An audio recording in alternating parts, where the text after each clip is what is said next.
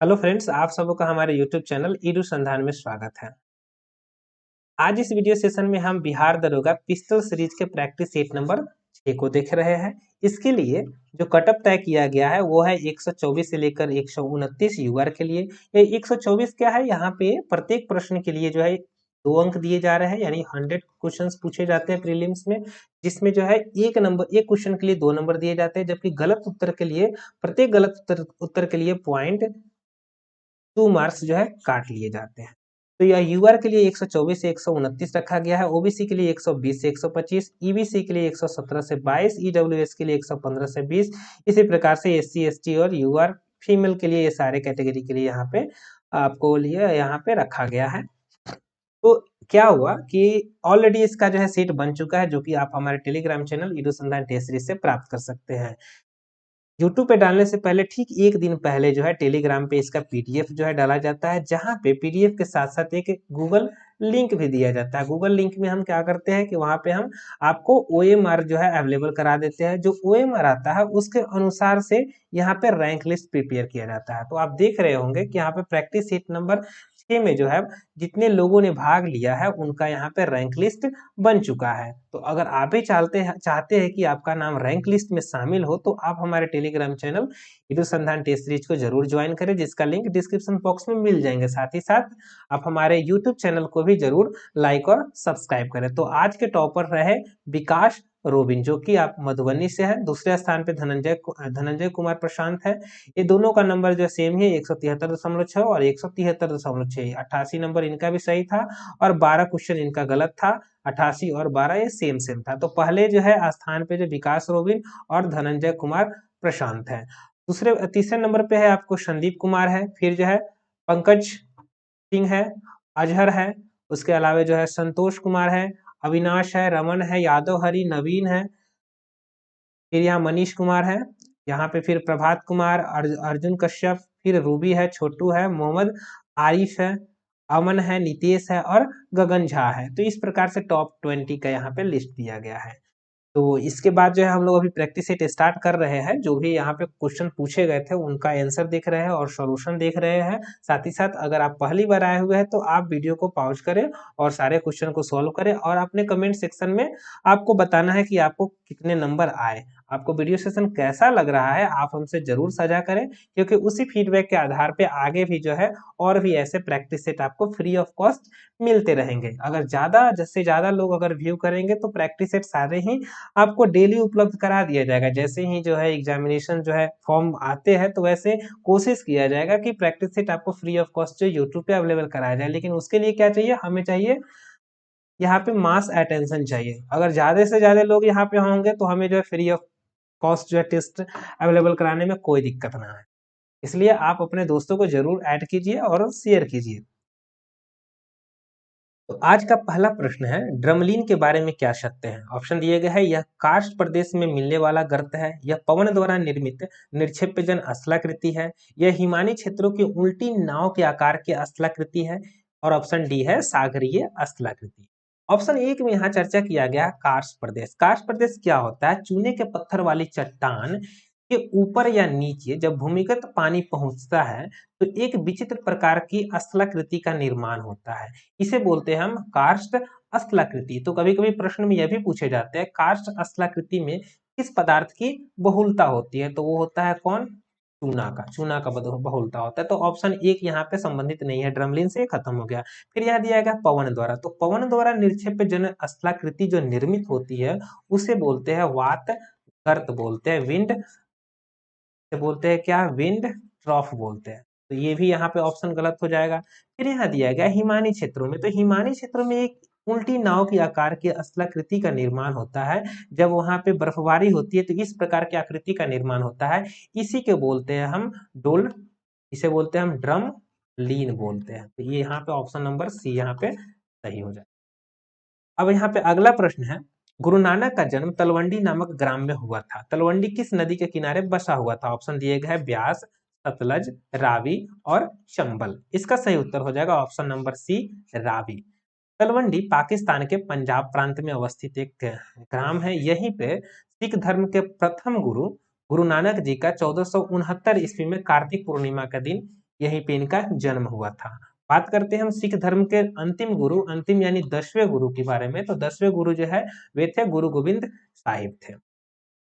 अगला प्रश्न है 3 नंबर, यहाँ पूछा गया उपलब्ध कंप्यूटर की प्रथम पीढ़ी कितने बीट के माइक्रो प्रोसेसर पर आधारित थी। जैसे अभी क्या है 5th जनरेशन है और 6th जनरेशन की तरफ हम लोग बढ़ रहे हैं। तो यहाँ पूछा गया जो फर्स्ट जनरेशन का जो कंप्यूटर था उसमें जो बीट लगे, उसमें जो माइक्रो प्रोसेसर जो लगे थे वो कितने बीट पर आधारित था। ऑप्शन दिए गए 4, 8, 16 और 64। इसका सही उत्तर हो जाएगा option number B, 8 beat. Beat क्या होता है? बीट होता है, आप इसे समझिए बाइनरी डिजिट। ठीक है, बाइनरी डिजिट। बाइनरी डिजिट जो है जीरो, ये यस या नो, यानी 0 और 1 पे जो है कार्य करता है। हम जानते हैं कि 8 बीट बराबर क्या होता है, सॉरी 8 बीट बराबर हाँ 1 बाइट्स का निर्माण करता है, 1 बाइट का। अर्थात हम कह सकते हैं कि कंप्यूटर की सबसे छोटी इकाई जो होती है, गणना की सबसे छोटी इकाई होती है, वो कौन सी होती है? बीट होती है। तो प्रश्न ये भी पूछे जाएंगे इनमें से सबसे छोटी इकाई बताए, तो सबसे छोटी कौन होती है? बीट होती है। वही बात करते हैं हम केबी का, तो 1 केबी होता है 1024 बाइट के बराबर होता है। वहीं 1 एमबी की बात करते हैं तो 1 एमबी 1024 किलो बाइट के बराबर होता है। फिर वही बात करते हैं 1 गीगाबाइट का, तो ये होता है 1024 मेगाबाइट के बराबर।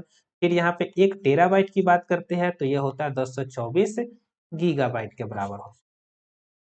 अगला प्रश्न है यहाँ पे, कैल्शियम कार्बाइड को 1200 डिग्री सेंटीग्रेड पर नाइट्रोजन गैस के साथ गर्म करने पर क्या बनता है? कैल्शियम कार्बाइड क्या हो गया यहाँ पे? कैल्शियम कार्बाइड का सूत्र हो जाएगा CaC2। तो यहाँ इन दोनों का रिएक्शन यहाँ पे कराना है, तो ऑप्शन दिए गए हैं यहाँ पे acetylene, plaster of Paris, bleaching powder और कैल्शियम साइनामाइड। यहाँ देखिएगा जैसे ही हम दोनों को हम रिएक्शन कराएंगे, देखिए यहाँ पे हम 1200 डिग्री सेंटीग्रेड लिख दिए, यहाँ पे इसको क्या किया?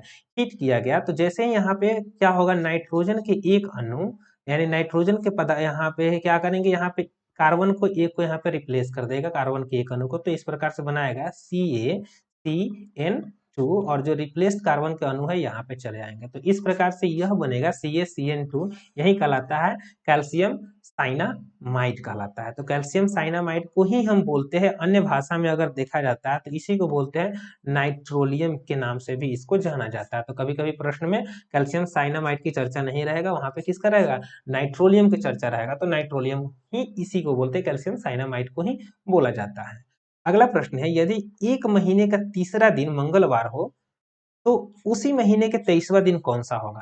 यानी थर्ड डे आपको पूछा दिया गया है, क्या यहाँ पे मंगलवार दिया गया। हम जानते हैं प्रत्येक 7वें दिन जो है वो क्या होगा? सेम डे ही होगा। तो 7 दिन इसमें जोड़ेंगे तो 10वां हो गया, भी वहां पे मंगलवार ही होगा।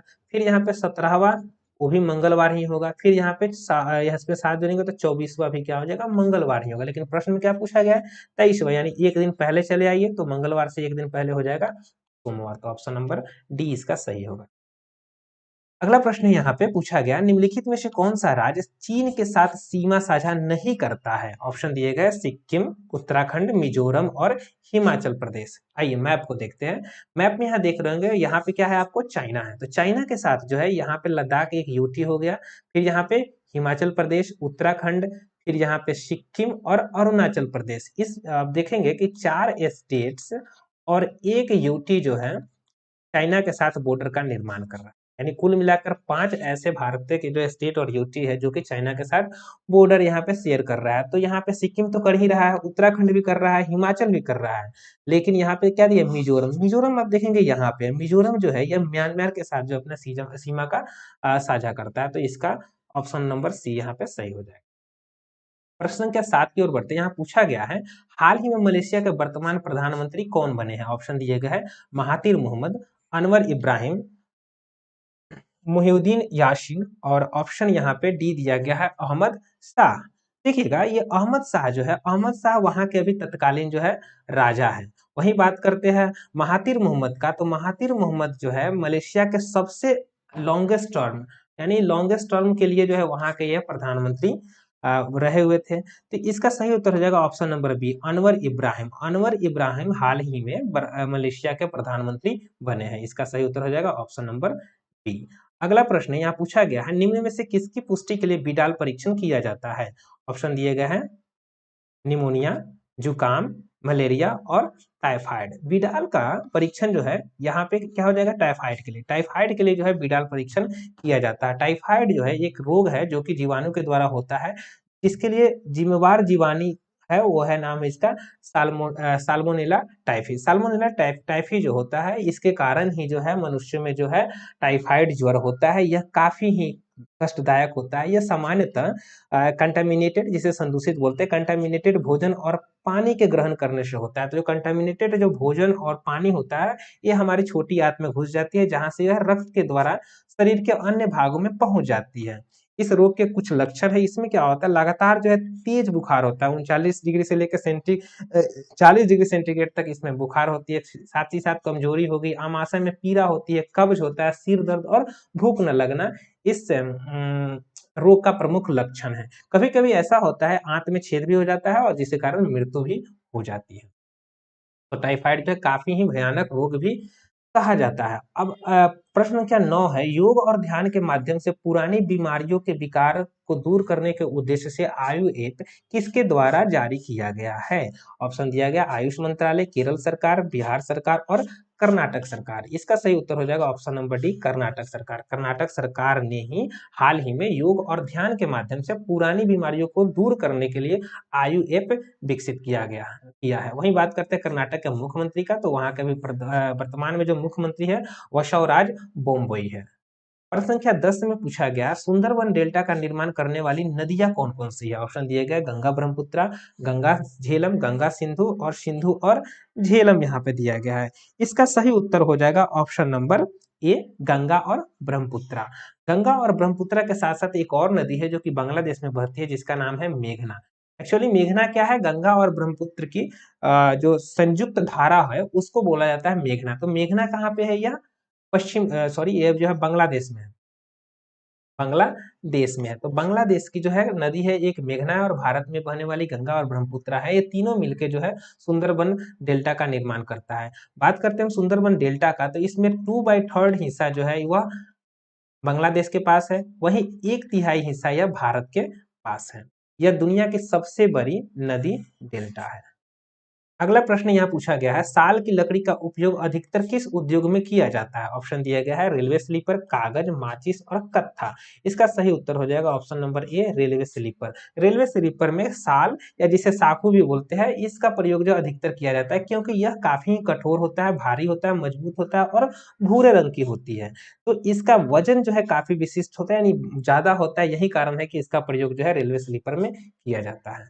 प्रश्न संख्या 12 है, यहाँ पूछा गया है कि इनकोना निम्न में से किसकी एक नस्ल है? ऑप्शन दिए गए हैं मुर्गा, सुअर, मछली और ऊंट। यहाँ पे इनकोना जो है ये है मुर्गा की एक नस्ल है। मुर्गा की कुछ और भी नस्ल है, जैसे एक आता है लेग हॉर्न। लेग हॉर्न जो है दुनिया की सबसे अधिक उत्पादन मुर्गी का उत्पादन करने वाली मुर्गी की एक नस्ल है। वहीं बात करते हैं भारत में, तो भारत में सबसे ज्यादा मुर्गी पालन आंध्र प्रदेश में किया जाता है। अब यहाँ देखिए सुअर का कुछ नस्ल है, उसे आप नोट डाउन कर लीजिएगा, एक एग्जामिनेशन में पूछे जा सकते हैं। सुअर का एक है घुंगरू है। घुंगरू जो है नस्ल जो है सुअर से संबंधित है। इसके अलावा लैंड रस भी है, फिर हैम्पशायर। ये जो है 3 नस्ल जो है काफी महत्वपूर्ण है, सुअर का है, इसे आप जो है याद कर लेंगे। वहीं बात करते हैं ऊंट का, तो ऊंट में जो है अलवरी है, बीकानेरी है, सिंध है, ये तीनों नस्ल जो है ऊंट से संबंधित है। और मछली में तो जानते ही होंगे, जैसे रोहू है, टेंगड़ा है, झींगा, नैनी, मंगुरा, कटला, ये सारे जो है क्या मछली की एक नस्ल है। प्रश्न संख्या 13 है, यहाँ पूछा गया निम्न में से किसे आधुनिक मनु कहा जाता है? ऑप्शन दिए गए Pandit Jawaharlal Nehru, doctor Rajendra Prasad, M N राय और डॉक्टर बी आर अम्बेडकर। इसका सही उत्तर हो जाएगा option number D, B R Ambedkar. B R Ambedkar जो है जब उस समय जो तत्कालीन विधि मंत्री थे, इन्हें जो है इन्होंने भारत का जो है संविधान का प्रारूप तैयार किया था। इन्हें भारत के संविधान के जनक के रूप में जाना जाता है। ये शानदार लेखक भी थे और साथ ही साथ अनुसूचित जाति के एक निर्विवाद नेता थे। इन्हें भारतीय संविधान के मुख्य वस्तुकार तथा आधुनिक मनु के रूप में जाना जाता है। अगला प्रश्न यहाँ पूछा गया है, अगस्त 2022 में आयोजित 65वें राष्ट्रमंडल संसदीय सम्मेलन में भारत का प्रतिनिधित्व किसने किया? ऑप्शन दिया गया है ओम बिरला, एस जयशंकर, अमित शाह और ऑप्शन डी है नरेंद्र मोदी। इसका सही उत्तर है ऑप्शन नंबर ए, ओम बिरला लोकसभा के स्पीकर है ओम बिरला। इन्होंने अगस्त 2022 में जो आयोजित 65वें राष्ट्रमंडल संसदीय सम्मेलन था इनमें जो है भारत का प्रतिनिधित्व किया था। वहीं बात करते हैं इस सम्मेलन का, तो ये सम्मेलन का आयोजन जो है कनाडा में किया गया था, तो ये यहाँ पे इंपॉर्टेंट हो जाएगा। कुछ और देखते हैं राष्ट्रमंडल खेल से संबंधित तथ्य। राष्ट्रमंडल खेल का जो है स्थापना की बात करते हैं तो इसकी स्थापना 1931 में किया गया था और अभी इसमें जो है 53 जो है सदस्य देश हैं। वहीं बात करते हैं इसका हेडक्वार्टर का, तो हेडक्वार्टर इसका है लंदन में। प्रश्न संख्या 15 है, निम्न में से कौन निकट दृष्टि दोष के लक्षण है, यानी मायोपिया के यहाँ पे आपको लक्षण पूछा गया है। ऑप्शन एक में है अभिनेत्र लेंस की वक्रता यानी कि फोकस दूरी का अधिक हो जाना, नेत्र गोलक का छोटा हो जाना, निकट की वस्तुओं को सुस्पष्ट नहीं देख पाना, उपरोक्त में से सभी विकल्प सही है। अब समझते हैं निकट दृष्टि यानी मायोपिया होता क्या है। मायोपिया में क्या होता है कि आदमी निकट की वस्तु को तो देख पाता है लेकिन दूर की वस्तु को स्पष्ट रूप से नहीं देख पाता है, तो इस प्रकार के जो दृष्टि दोष होता है उसे बोलते हैं निकट दृष्टि दोष। तो यहाँ ऑप्शन नंबर सी तो गलत नहीं हो गया, क्योंकि यहाँ पे क्या दिया है, निकट की वस्तु को सुस्पष्ट नहीं देख सकता, नहीं, इसमें निकट में स्पष्ट देखेगा लेकिन दूर की वस्तु को नहीं देख पाएगा, तो ऑप्शन सी गलत हो जाए। इसमें क्या होता है देखेंगे, यहाँ पे जो एक लेंस है, ठीक है, ये जो दृष्टिगत जो है एक यहाँ पे आंख दिया गया है, इसमें क्या हुआ, जब भी हमें करेक्ट प्रतिबिंब करेक्ट जो है इमेज चाहिए, तो करेक्ट इमेज कहाँ पे बनना चाहिए, यहाँ पे, ये क्या है रेटिना है। जब दोनों यहाँ पे आकर मिलेगा सही स्थान पे, जैसे यहाँ पे मिला है ना आर पे, तो ये है हमारा जो है स्पष्ट लेंस की स्पष्ट जो आंखों की जो है छवि बनेगी, वहां पे रेटिना पे बनना चाहिए, लेकिन यहाँ पे है ये दो रेखाएं गया, ठीक है, और यहाँ पे आके यहाँ पे कट गया, फिर यहाँ से कट गया, तो यहाँ पे निर्माण होगा। तो क्या हुआ, यानी कि जो रेटिना है रेटिना का ठीक आगे ही बन गया, तो इस प्रकार से जो रेटिना पे प्राप्त जो प्रतिबिंब होंगे वह धुंधले होंगे। तो यही कारण है कि यहाँ पे इस चीज को अगर दूर करना चाहिए तो दूर करने के लिए हम यहाँ पे यूज करते हैं अवतल लेंस का। अवतल लेंस में यहाँ पे प्रकाश को प्रसारित किया गया और यहाँ पे जाके इसको केंद्रित किया गया, ठीक है।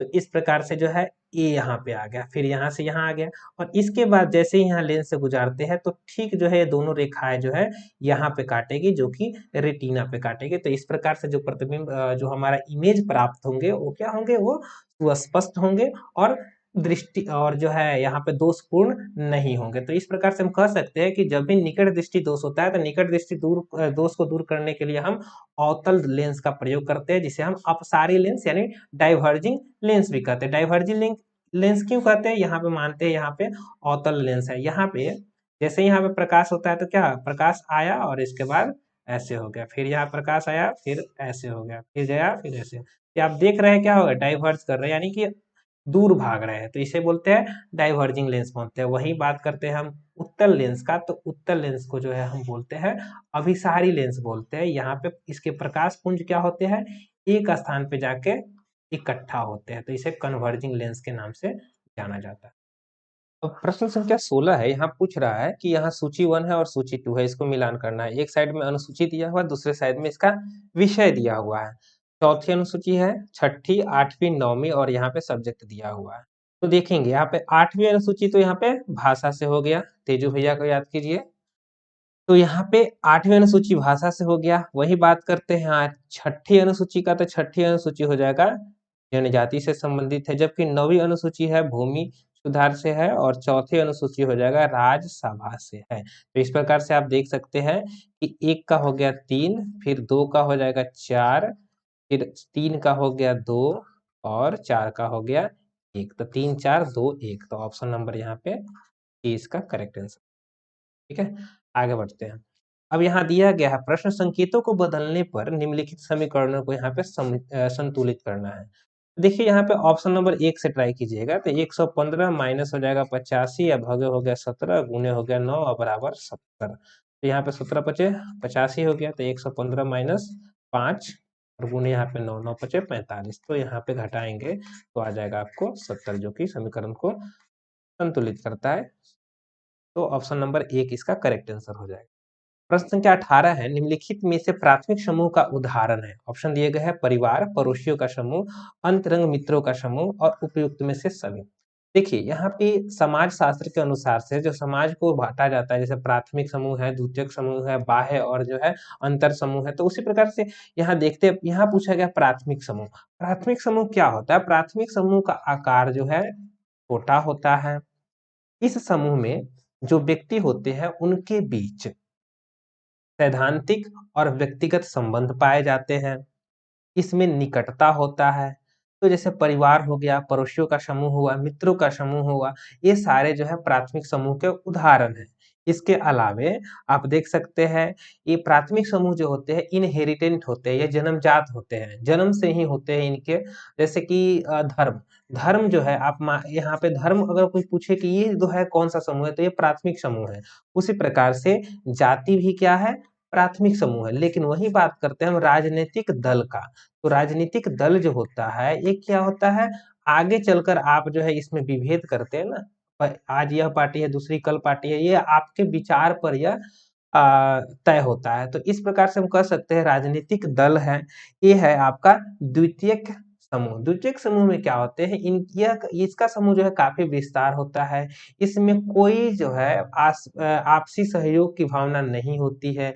ये सारे जो है एक दूसरे पर आश्रित नहीं होते हैं, अगर होंगे भी तो कोई भी एक के बदले में दूसरा कोई बेनिफिट होगा तभी इस समूह को लागू होगा। तो इस प्रकार से आप देख सकते हैं प्राथमिक और द्वितीयक समूह का उदाहरण। ये प्रश्न जो है इस प्रकार के प्रश्न पूछे गए थे। तो यहाँ पे धर्म, जाति को याद रखिएगा, ये है प्राथमिक समूह से। वहीं राजनीतिक दल की बात करते हैं तो ये हो जाएगा द्वितीयक समूह से।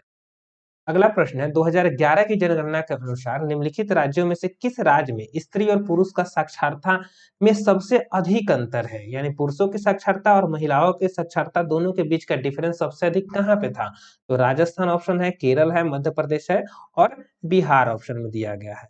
इसका सही उत्तर हो जाएगा राजस्थान, क्योंकि राजस्थान में अगर पुरुषों की साक्षरता की बात करते हैं तो वहां पे 72.9% है। वहीं महिलाओं का देखते हैं तो 52.12 है। तो यहाँ पे इनका जो है डिफरेंस जो है काफी अधिक है। वहीं बात करते हैं राजस्थान की कुल साक्षरता का, तो कुल साक्षरता वहाँ पे 66.10 है। और देखते हैं बिहार में, तो बिहार के अभी जो साक्षरता रेट है 2011 की जनगणना के अनुसार वो क्या है? 61.80%, जो कि भारत के किसी भी राज्य के लिटरेसी में सबसे कम है। वहीं बात करते हैं बिहार में मेल का, तो बिहार में मेल का साक्षरता है 71.20, जबकि फीमेल का है 51.50। वहीं बात करते हैं ओवरऑल देखा जाता है, अगर इंडिया में अगर देखा जाएगा तो इंडिया का साक्षरता रेट 2011 के अनुसार 74.04% था, जिसमें मेल है, मेल का है 82.14% और फीमेल का है 65.46%। तो ये जो है डेटा जो है इंडिया का और बिहार का जरूर याद रखेंगे, इससे प्रश्न पूछे जाएंगे। अगला प्रश्न है निम्नलिखित में से किस पदार्थ की प्रकृति जैव अनिवीकरणीय होती है? अनिवीकरणीय मतलब जो कि डिजॉल्व नहीं हो, ठीक है, एक समय के बाद में वो जो है आसानी से जो है डिजॉल्व नहीं हो, उसे क्या बोलते हैं?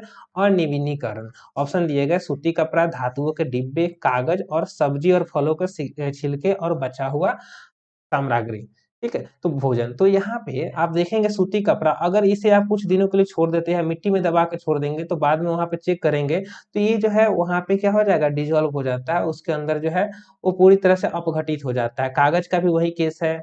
फिर यहाँ पे सब्जी और फल के छिलका है और भोजन है, ये भी जो है आपको जो है जीवाणुओं द्वारा जो है खा लिए जाएंगे और ये पूरी तरह से मिल जाएंगे। लेकिन धातुओं को जो डिब्बे होते हैं, जैसे टीन के डिब्बे हो गए, प्लास्टिक के डिब्बे हो गए, ये आसानी से जो है अपघटित नहीं होते हैं। तो जो आसानी से अपघटित नहीं होंगे वो कहलाएंगे अनिवीकरणीय, जबकि आसानी से अपघटित हो जाएंगे वो कहलाएंगे जैव निम्नीकरणीय। तो कुछ यहाँ पे एग्जांपल है, देखिएगा, ये तो हम लोग देख ही लिए क्या है, ये जैव निम्नीकरणीय है। कागज हो गया, ये भी जैव निम्नीकरणीय हो गया। फिर सूती कपड़ा है, ये भी है क्या? निम्नीकरणीय है। लकड़ी भी है निम्नीकरणीय। फिर जो है ऊनी वस्त्र, ये भी जो है निम्नीकरणीय है। और यहाँ पे टीन है, एल्युमिनियम है और अन्य धातु के डिब्बे है, ये आपको अनिम्नकरणीय है, जबकि प्लास्टिक की थैलियां भी अनिम्नकरणीय है। चलिए, फिर अगला प्रश्न यहाँ पे है निम्नलिखित में से कौन सी जनजाति केरल में पाया जाता है? आपके पास ऑप्शन दिया गया है मलकारा, टोडा, वर्ली और चकमा। चलिए यहाँ चकमा, चकमा जो है याद होगा, चकमा शरणार्थी कहाँ से था, वो बांग्लादेश से आया था, लेकिन यहाँ पे जनजाति पूछा गया है तो भारत में भी जो है चकमा जनजाति पाई जाती है। ये चकमा जनजाति जो है सामान्यतः असम में पाई जाती है, ठीक है, ये जो है आपको असम में पाई जाती है। वही बात करते हैं टोडा, ये तो नीलगिरी क्षेत्र में पाई जाती है, मतलब कि ये तमिलनाडु में पाई जाएगी। वही बात करते हैं वर्ली का, तो यह वर्ली जो है गोवा में पाया जाता है। और ये बच गया ऑप्शन नंबर ए मलकारा, मलकारा जनजाति ये आपको केरल में पाया जाएगा। चलिए अगला प्रश्न यहाँ पूछा गया, भूमध्य रेखा, कर्क रेखा और मकर रेखा तीनों निम्न में से किस महाद्वीप से होकर गुजरती है? ऑप्शन दिया गया है एशिया, उत्तरी अमेरिका, दक्षिण अमेरिका और अफ्रीका। पहले यहाँ समझते हैं भूमध्य रेखा, कर्क रेखा, मकर रेखा होता क्या है। ये ग्लोब है, ठीक है, ये हुआ नॉर्थ पोल, ये हुआ मेरा साउथ पोल। जो ग्लोब के बीचों बीच जो है जो काटेगी, ये कहा क्या कहलाती है, विषुवत रेखा, विषुवत रेखा। और जैसे ही एक यहाँ हो गया, फिर यहाँ, तो ये हो गया 0 डिग्री हो गया, फिर ये क्या होगा 23.5 डिग्री नॉर्थ, 66.5 डिग्री नॉर्थ, फिर नीचे की तरफ वैसे ही काटिए, तो नीचे की तरफ से फिर यहाँ पे 0, फिर यहाँ पे 23.5 डिग्री साउथ यानी दक्षिण की तरफ, और 66.5 डिग्री जो है यहाँ पे साउथ की तरफ।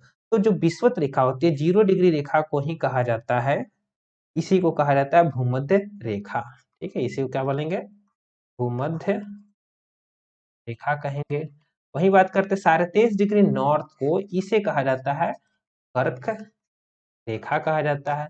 जबकि ये वाला जो एरिया कहलाता है, ये वाला एरिया आपको कहलाएगा आर्कटिक वृत्त, आर्कटिक सर्कल, ठीक है। तो यहाँ पे आपको भूमध्य रेखा, कर्क रेखा और आर्कटिक वृत्त समझ गए। अब नीचे की तरफ आते हैं, ये 23.5 डिग्री जो साउथ होता है, इसे कहते हैं हम मकर रेखा। तो प्रश्न ऐसे भी आपको पूछे जाएंगे, तो ये हो जाएगा मकर रेखा। और वही बात करते हैं यह वाला हिस्सा, तो ये सारा 66 डिग्री जो साउथ है, ये कहलाएगा आपको अंटार्कटिक, अंटार्कटिक सर्कल। तो यहाँ पूछा गया है कि यह तीनों यानी भूमध्य रेखा, कर्क रेखा और मकर रेखा, ठीक है, भूमध्य, कर्क रेखा, ये तीनों यहाँ पे, एक मिनट, कलर चेंज कर, ठीक है।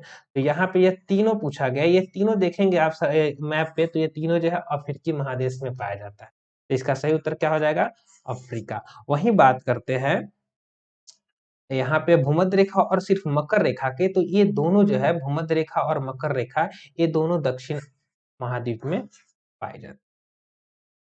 प्रश्न संख्या 23 में है, यहाँ पूछा गया है, हाल ही में प्रधानमंत्री श्री नरेंद्र मोदी द्वारा डोनो पोलो ग्रीनफील्ड एयरपोर्ट का उद्घाटन किस राज्य में किया गया? ऑप्शन दिए गए हैं सिक्किम, असम, अरुणाचल प्रदेश और यहाँ पे नागालैंड है। इसका सही उत्तर हो जाएगा option number D, Arunachal Pradesh. Arunachal Pradesh में हाल ही में प्रधानमंत्री नरेंद्र मोदी ने ग्रीनफील्ड हवाई अड्डा का उद्घाटन किया है। यहाँ इसका नाम दिया गया है डोनो पोलो। डोनो पोलो में क्या है, यानी डोनो पोलो जो है, डोनो मतलब होता है सूर्य, जबकि पोलो का अर्थ होता है चंद्रमा। तो यहाँ पे जो अरुणाचल प्रदेश के लोग हैं, उनका श्रद्धा जो है चंद्रमा और सूर्य के प्रति काफी ज्यादा है, इसलिए यहाँ पे नाम दिया गया है इसको डोनो पोलो हवाई अड्डा। यह हवाई अड्डा जो है होलोंगी में स्थित है। अगला प्रश्न है, निम्नलिखित में से कौन सी रचना संत तुलसीदास की नहीं है? ऑप्शन है साहित्य रत्न, जानकी मंगल, कवितावली और गीतावली। यहाँ पे ये दिया गया है साहित्य रत्न। साहित्य रत्न जो है ये सूरदास का है, ये किसका है, सूरदास का। जबकि जानकी मंगल, कवितावली और गीतावली ये तीनों जो है तुलसीदास के हैं। तुलसीदास अवधि के एक कवि थे और एक दार्शनिक भी थे। इन्होंने 12 प्रसिद्ध ग्रंथ की रचना की है, जिसमें से 5 बड़े हैं जबकि 7 जो है छोटे ग्रंथ हैं। बड़े ग्रंथों की बात करते तो उसमें दोहावली, गीतावली, कवितावली, रामचरितमानस, विनय पत्रिका है। इसके अलावा पार्वती मंगल, जानकी मंगल, बरवै, रामायण वैराग्य संपीदिनी, संदीपनी और कृष्ण गीतावली, ये सब जो है क्या है, छोटे मोटे ग्रंथ हैं। अगला प्रश्न है यहाँ पे 25 नंबर में, यहाँ दिया गया है और इसको आपको कौन इसमें सुमेलित नहीं है वो बताना है। स्वदेश मित्रम जो है जीएस अय्यर, अमृत पत्रिका शिशिर कुमार घोष, केसरी बाल गंगाधर तिलक और बंगाली यहाँ पे द्वारिकानाथ टैगोर। ये तीनों यहाँ ऑप्शन सही है। बंगाली जो है बंगाली जो पत्रिका है इसका जो है रचना जो है द्वारकानाथ टैगोर ने दिया है, जो कि यहाँ पे गलत है। बंगाली समाचार पत्र की स्थापना 1862 में गिरीश चंद्र घोष ने कलकत्ता में किया था। यहाँ पे सुरेंद्र नाथ बनर्जी थे, इनके प्रथम संपादक के रूप में कार्य किए। प्रश्न के 26 सही से पूछा गया, निम्नलिखित में से कौन सा भारतीय रिजर्व बैंक के लेखांकन वर्ष का प्रतिनिधित्व करता है? यानी आरबीआई का यहाँ पे आप बताना है फिनेंशियल ईयर क्या है। तो यानी सॉरी अकाउंटिंग ईयर आपको पूछा गया है, ये क्या है। देखिए यहाँ पे दिया अप्रैल मार्च जून जुलाई, फिर यहाँ पे जनवरी दिसंबर और सितंबर। इस क्वेश्चन को समझिए, यहाँ पे आरबीआई का अकाउंटिंग ईयर पूछा गया है। क्या होता है, भारत का अगर वित्त वर्ष पूछा जाता है तो वित्त वर्ष क्या होता है, 1 अप्रैल से लेकर और 31 मार्च तक। जबकि वहीं आरबीआई का अकाउंटिंग ईयर की बात करते हैं तो अकाउंटिंग ईयर इसका होता है जुलाई से लेकर जून तक। एक्चुअली क्या होता है, जो भी यहाँ पे वित्तीय वर्ष में जो भी ट्रांसेक्शन होते हैं वो ट्रांसेक्शन होने के बाद में यहाँ पे एजी ऑफिस है या इसके अलावा सीजीए है सीएजी है, दोनों जो है जैसे अकाउंटिंग ईयर होता है तो एक होता है मार्च प्रीलिम्स होता है, फिर सप्लीमेंटल होता है और उसके बाद जर्नल एंट्री होता है। या तीनों होने के बाद में लास्ट में जो डेटा बनता है उसी को यहाँ पे भेजता है, तो कब जाता है, वो जुलाई में जाता है। तो इसीलिए यहाँ पे आरबीआई का अकाउंटिंग ईयर की बात करते हैं तो वह जुलाई से लेकर जून तक होता है। अगला प्रश्न है, एक रेलगाड़ी बिना रुके हुए 60 किलोमीटर प्रति घंटा की औसत गति से और रुकते हुए 40 किलोमीटर प्रति घंटा की औसत गति से चलती है। रेलगाड़ी औसतन प्रति घंटा कितने मिनट तक रुकती है? यानी यह बिना रुके हुए चलता है कितना, 60 किलोमीटर प्रति घंटा, जबकि यह रुक रुक के चलता है तो ये चलता है 40 किलोमीटर प्रति घंटा। तो ये दोनों का अगर डिफरेंस दिखाएंगे तो कितना हो जाएगा, 20 किलोमीटर प्रति घंटा। अर्थात 20 किलोमीटर प्रति घंटा जो है यहाँ पे रुकावट के कारण जो है चाल में अंतर है। तो रुकावट के कारण जो है चाल में अंतर कितना हो गया, 20 हो गया।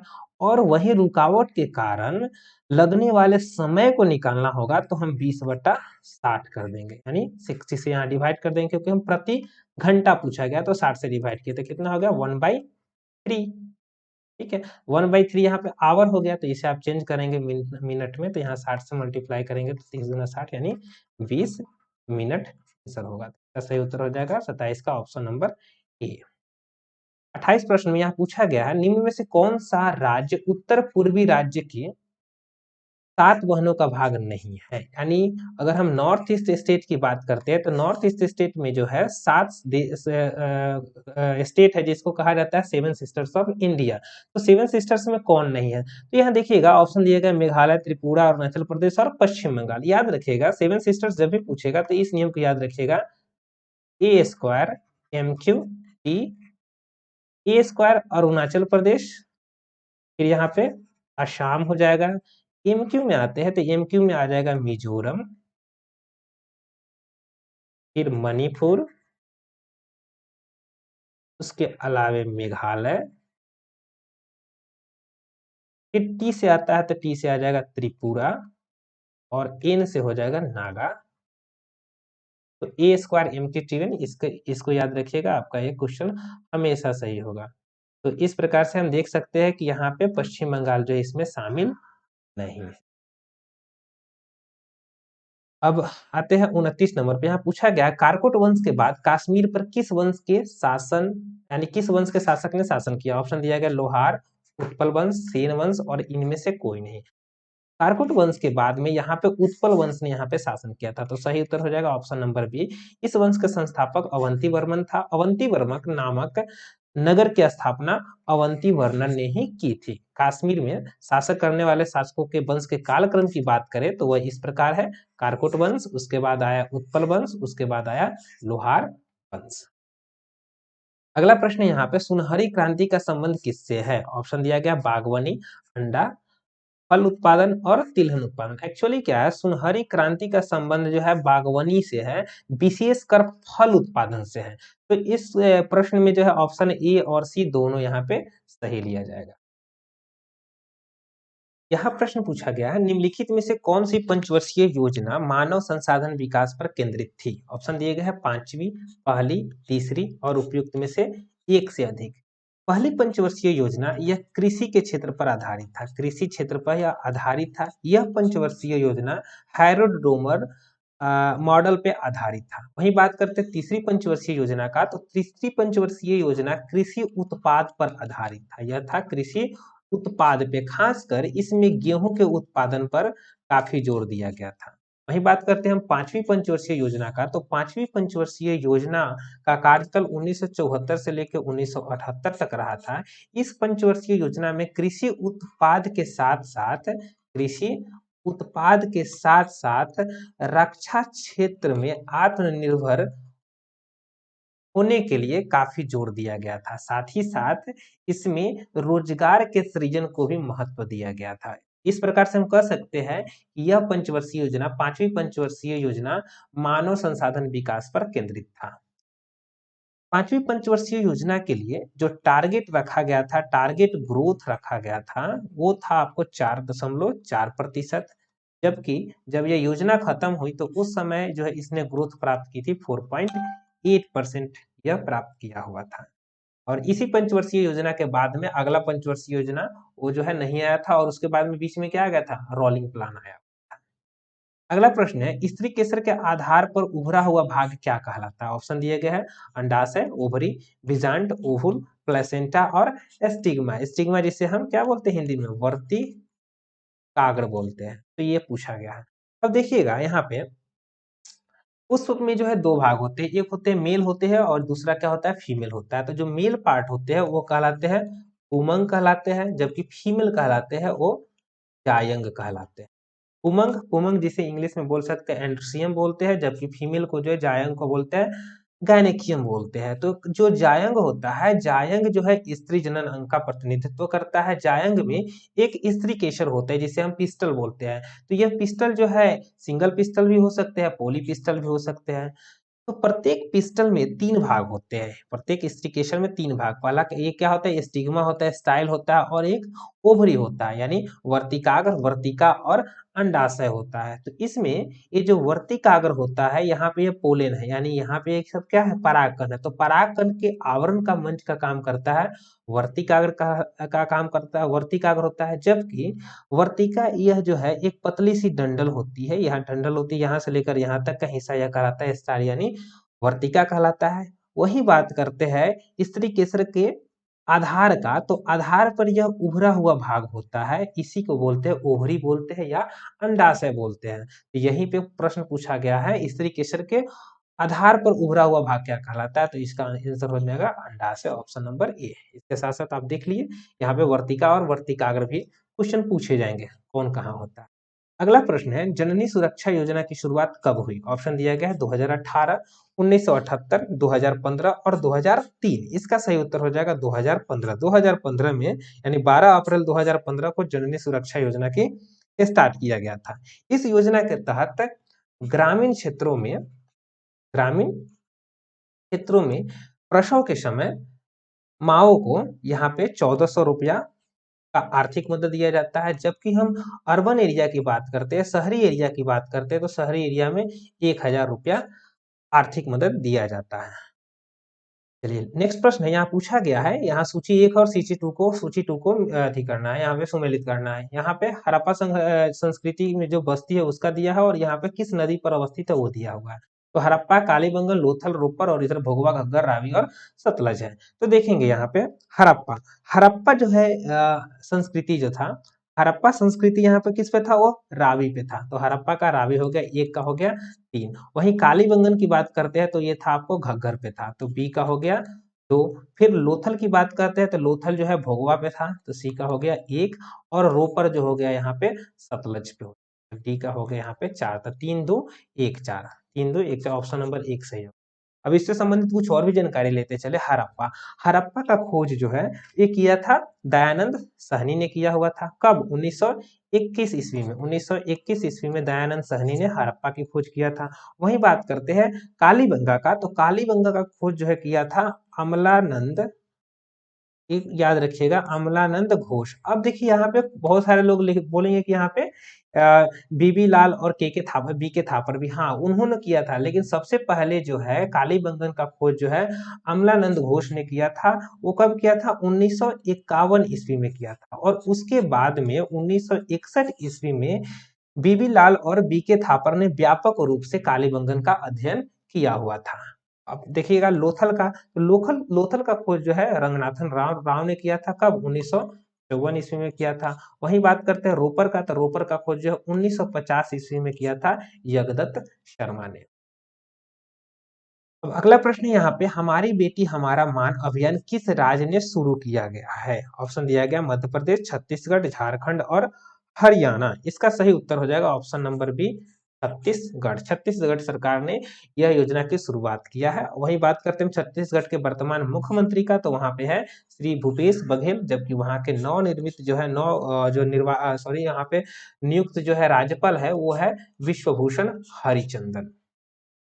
अगला प्रश्न है, भारत में सबसे बड़ा मिट्टी का वर्ग कौन है? कछारी मिट्टी, जिसे हम जलोढ़ मिट्टी भी कहते हैं, काली मिट्टी, बलुई मिट्टी और लाल मिट्टी। इसका सही उत्तर हो जाएगा कछारी मिट्टी यानी जलोढ़ मिट्टी। कछारी मिट्टी का अगर हम फैलाव देखते हैं तो यह लगभग जो है 33.5% भूभाग पर फैला हुआ है। 11 लाख वर्ग किलोमीटर तक इसका विस्तृत है। तो भारत में सर्वाधिक विस्तार जो है कछारी मिट्टी का। चलिए नेक्स्ट प्रश्न है यहाँ पे, किसके काल में सेंट्रल आयोग गठन किया गया था? ऑप्शन दिया गया है Lord Curzon, Lord Irwin, Lord reading और लॉर्ड चेम्सफोर्ड। इसका सही उत्तर हो जाएगा option number D, Lord Chelmsford.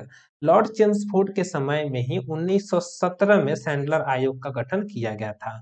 यह कलकत्ता विश्वविद्यालय की समस्याओं के अध्ययन के लिए सैंडलर आयोग का नियुक्त किया गया था, और इसका प्रतिनिधित्व जो नेतृत्व जो किया था वो किया था सैंडलर ने किया था। इस आयोग में 2 भारतीय डॉक्टर भी थे। वो कौन कौन थे? एक आशुतोष मुखर्जी थे और दूसरे डॉक्टर थे जियादुल अहमद था।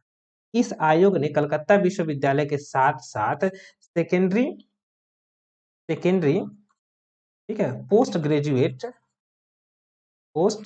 ग्रेजुएट पर भी जो है अपना ध्यान आकर्षित किया था, अपना मत जो है यहाँ दिया था। अगला प्रश्न है, गांधी जी ने राज्य के लिए किसे सर्वाधिक महत्वपूर्ण माना है? ऑप्शन दिया गया है समाज, व्यक्ति, कानून और राजनीति। इसका सही उत्तर हो जाएगा ऑप्शन नंबर बी, व्यक्ति। क्योंकि गांधी जी का मानना था कि एक सही व्यक्ति ही एक सही समाज का निर्माण कर सकता है, वही व्यक्ति जो है लॉ एंड ऑर्डर को मेंटेन कर सकता है, और वही व्यक्ति जो है एक राजनीतिज्ञ भी अच्छे बन सकता है। तो इस प्रकार से गांधी जी ने जो है व्यक्ति को महत्वपूर्ण माना हुआ था सर्वाधिक। यहाँ प्रश्न पूछा गया है, एक किराना व्यापारी क्रमशः 18 रुपया और यहाँ पे है कितना 27 रुपया प्रति किग्रा के चावल की 2 किस्मों को यहाँ पे किस अनुपात में मिक्स करे ताकि 32 रुपया प्रति किग्रा का मिश्रण प्राप्त हो? तो यहाँ पे कितना, सॉरी 23 रुपया वाला। तो यहाँ देखिएगा इसके अनुपात के लिए यहाँ पे डायरेक्ट यहाँ पे इसको सोल्व कर दीजिएगा। तो यहाँ पे 18, यहाँ पे कितना हो गया 5 और यहाँ पे हो गया 4। तो अर्थात जो है अपेक्षित अनुपात होगा वो हो जाएगा 4:5। Option number B. यहाँ पे सी भी सेम ही है, तो ऑप्शन नंबर बी और सी दोनों हो जाएगा। प्रश्न संख्या यहाँ 40 है। यहाँ पूछा गया है, एक कार की बैटरी में प्रयुक्त विद्युत अपघट्य क्या होता है? ऑप्शन दिया गया हाइड्रोक्लोरिक अम्ल, सल्फ्यूरिक अम्ल, नाइट्रिक अम्ल और आशुत जल। इसका सही उत्तर हो जाएगा सल्फ्यूरिक एसिड यानी H2SO4 का प्रयोग जो है विद्युत यानी कार की बैटरी में जो है विद्युत अपघट्य के रूप में किया जाता है। यहाँ प्रश्न दिया गया है, यहाँ अंसा है यानी कि यहाँ पे समाचार एजेंसी दिया गया है और उससे संबंधित जो है देश दिया गया है। अंसा इटली, इरना ईरान, मीना जो है मालदीव और क्यूडो जो है जापान। ये जो है ऑप्शन ए, बी और डी या तीनों सही है, लेकिन यहाँ पे मीना जो है म्यांमार की नहीं है, यह मिस्र की जो है समाचार एजेंसी है। अगला प्रश्न है, दिलीप महान लोबिश को मरणोपरांत पद्म विभूषण पुरस्कार 2023 से सम्मानित किया गया। उनका संबंध किससे था, यानी उनका संबंध किस क्षेत्र से था? ऑप्शन दिया गया है कला, सार्वजनिक मामले, मेडिसिन और सिविल सेना। इसका सही उत्तर हो जाएगा ऑप्शन नंबर सी, मेडिसिन, यानी कि ये जो है चिकित्सा के क्षेत्र में थे। यहाँ पे देखेंगे दिलीप महान लोबिश ने जो है ORS का खोज किया था। ORS का फुल फॉर्म क्या होता है? Oral rehydration solution. तो इन्होंने ORS का खोज किया था, जो कि डिहाइड्रेटेड बॉडी को जो है हाइड्रेट करने के लिए यहाँ पे प्रयोग किया जाता है। तो दिलीप महालनोबिस को जो है मेडिसिन के क्षेत्र में पद्म विभूषण पुरस्कार 2023 से सम्मानित किया गया। अगला प्रश्न है, निम्नलिखित में से कौन सा सार्वजनिक क्षेत्र का उपक्रम नहीं है? ऑप्शन दिया गया है एनटीपीसी, यहाँ पे क्या है SAIL यानी सेल दिया गया है, फिर यहाँ पे भेल है, ठीक, और यहाँ पे टिस्को है। तो इसमें आपको बताना है चारों विकल्प में कौन सा ऐसा उपक्रम है जो कि सार्वजनिक क्षेत्र का नहीं है। तो यहाँ पे टिस्को जो है, यह टिस्को सार्वजनिक क्षेत्र का नहीं है, भारत सरकार का यह है एक मतलब सार्वजनिक क्षेत्र, यह भारत सरकार के प्रमुख जो इस्पात कंपनी है, जिसकी स्थापना 1907 ईस्वी में जमशेदपुर में किया गया था। जबकि वही बात करते हैं एनटीपीसी, सेल, भेल, यह तीनों जो है महारत्न कंपनियां हैं जो कि सार्वजनिक क्षेत्र। अगला प्रश्न है, महाबोधि मंदिर यानी जो बोध गया में है, को किस वर्ष यूनेस्को की विश्व विरासत सूची में शामिल किया गया? ऑप्शन दिया गया 1983, 2002, 2008 और 2019। इसका सही उत्तर हो जाएगा ऑप्शन नंबर बी 2002। 2002 में इसको शामिल किया गया था यूनेस्को के विश्व विरासत सूची में। प्रश्न संख्या 45 है, यहाँ पूछा गया है, निम्न में से किस प्रक्रिया द्वारा संक्षारण से सुरक्षा प्रदान नहीं किया जा सकता है? यानी कोई अगर मेटल जो है वो क्षय हो रहा है, तो से होने से बचने से लिए हम क्या लगाकर उससे सुरक्षा कर सकते हैं? यहाँ पूछा गया कि किस मेथड से हम नहीं कर सकते, तो मिश्र धातु बनाकर, क्रोमियम लेपन द्वारा, एनोडीकरण द्वारा और वेल्डिंग द्वारा। वेल्डिंग का प्रयोग जो होता है दो पदार्थों को जोड़ने में, जैसे लोहा है, दोनों को जो लोहा का दो पार्ट है, दोनों को जोड़ने में प्रयोग किया जाता है। तो वेल्डिंग का काम क्या होता है? यहाँ पे जोड़ने में काम किया जाता है। जबकि मिश्र धातु बनाकर, क्रोमियम लेपन, एनोडीकरण, इसके अलावा पेंट लगाकर, तेल लगाकर, ग्रीज लगाकर, यशद लेपन द्वारा, इन सारे प्रक्रियाओं द्वारा लोहे को जंग लगने से बचाया जा सकता है। तो इसका सही उत्तर क्या हो जाएगा? वेल्डिंग। वेल्डिंग का प्रयोग यहाँ पे संक्षारण से सुरक्षा करने के लिए नहीं होता है, जबकि इसका प्रयोग जोड़ने के लिए किया जाता है धातुओं को। अगला प्रश्न है, मंकी पॉक्स नामक बीमारी को विश्व स्वास्थ्य संगठन द्वारा क्या नाम दिया गया? ऑप्शन दिया गया है मोपॉक्स, एमपॉक्स, मैनपॉक्स और एपॉक्स। इसका सही उत्तर हो जाएगा option number B mpox. Mpox जो है WHO ने इसका नामकरण किया है, क्योंकि क्या हुआ था कि बीच में बहुत सारे जो है वेरिएंट जो है लोग अपने आप ही बना रहे थे। तो ये जो है कंफ्यूजन से दूर करने के लिए यहाँ पे WHO ने जो है मंकी पॉक्स का नाम दे दिया एम पॉक्स। यह बीमारी पशुओं और मानवों दोनों में फैलती है। अगला प्रश्न है, गाजर में कोटर स्पॉट किस तत्व की कमी से उत्पन्न होता है? ऑप्शन दिए गए बोरॉन, जस्ता, कैल्शियम और मैग्नीज। इसका सही उत्तर हो जाएगा option number C calcium. Calcium की कमी से ही गाजर में कोटर स्पॉट नामक जो है एक रोग जो है उत्पन्न हो जाता है। अगला प्रश्न है, भारत में कुल कितने राज्य तट रेखा से लगे हुए हैं? आपके पास ऑप्शन दिए गए हैं 7, 9, 10 और 8। अब यहाँ देखते हैं, यहाँ मैप दिया हुआ, मैप को देखिए।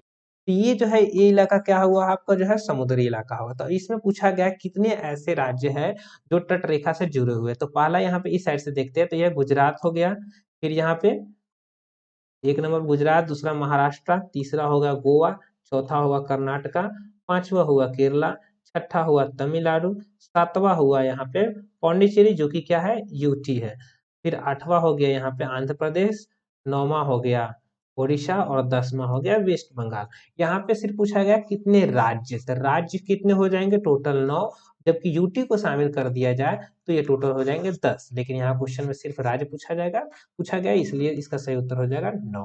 वही बात करते हैं भारत की कुल तटरेखा की लंबाई का, तो वो है 7516 किलोमीटर। अगला प्रश्न है, चार देश के संयुक्त नौसैनिक अभ्यास मालाबार 2022 में कौन सा देश सम्मिलित नहीं था? ऑप्शन दिया गया ब्रिटेन, ऑस्ट्रेलिया, जापान और अमेरिका। ये चार देशों का संयुक्त सैन्य अभ्यास, जिसे क्या बोलते हैं क्वाड बोलते हैं। ये जो है क्वाड के जो है चार देश है, वो है आपको भारत है, अमेरिका है, जापान है, सॉरी भारत, अमेरिका, जापान और ऑस्ट्रेलिया। ये चार देश जो है क्वाड में आते हैं। तो इन्हीं चार देशों के नौसेनाओं ने संयुक्त सैन्य अभ्यास एक हुआ था मालाबार 2022, जो कि जापान के योकोसुका बंदरगाह से सटे फिलीपींस सी में इसका आयोजन किया गया था। इन सब में इन लोगों ने भाग लिया था। तो ऑप्शन नंबर ए इसका गलत हो जाएगा, ब्रिटेन। ब्रिटेन जो है यहाँ पे भाग नहीं लिया था। यह पहला अवसर था जब इस युद्धाभ्यास में चारों देश के नौसेना अध्यक्षों ने भाग लिया था। 50 नंबर क्वेश्चन यहाँ दिया गया है, किसी प्रतिरोध में उत्पन्न होने वाली ऊष्मा, यानी जो ईच होता है, यानी जो हीट होता है, वह किसके यहाँ दिए गए प्रतिरोध में प्रवाहित होने वाले विद्युत धारा के वर्ग के व्युत्क्रमानुपाती होता है। अगला ऑप्शन दिया गया, दी गई विद्युत धारा के प्रतिरोध के अनुक्रमानुपाती होता है। ऑप्शन सी है, उस समय के वर्ग के समानुपाती होता है जिसके लिए दिए गए प्रतिरोध में धारा प्रवाहित होती है। और ऑप्शन डी इनमें से कोई नहीं।